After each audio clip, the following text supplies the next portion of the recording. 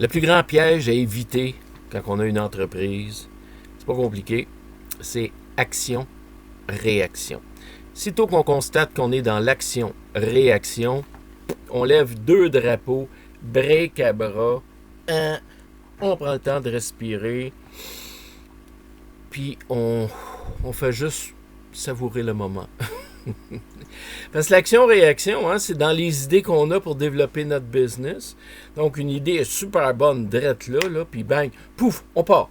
Après ça, une autre, pouf, on part. Quelqu'un nous dit quelque chose, tu devrais faire ça. Oui, pouf, on part.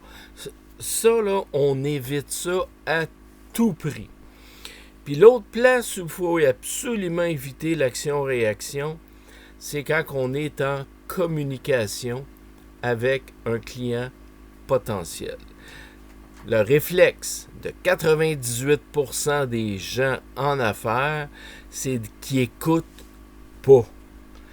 Donc, ils veulent absolument parler, là, puis ils veulent absolument convaincre la personne en face d'elle que son produit et son service, c'est le meilleur, puis que leur cœur va arrêter de battre si l'autre personne ne fait pas ce qu'ils leur disent de faire, ils ne vivront pas longtemps. Ça, c'est la pire erreur. Parce que en vente, la première chose qu'il faut faire, c'est écouter. Écouter encore. Parce que tant qu'on n'a pas écouté, compris et saisi le besoin, on ne peut pas rien faire, on est en action-réaction.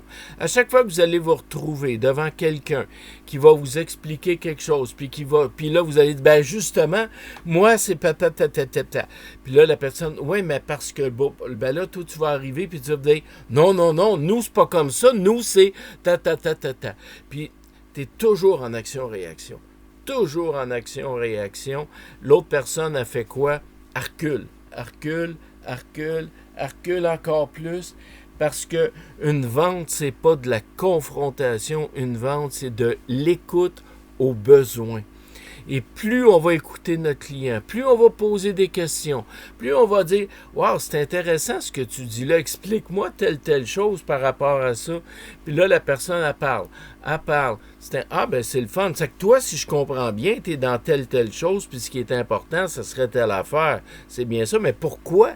Pourquoi c'est important pour toi? On pose des questions. Puis à un moment donné, on dit, qu'est-ce que tu dirais si j'étais capable d'arriver puis te dire telle chose, parce que telle affaire c'est important pour toi, pour telle affaire c'est important pour toi, telle affaire c'est important pour toi. Là, on tombe dans un mode de réponse à des besoins. On n'est plus en action-réaction. Ciao.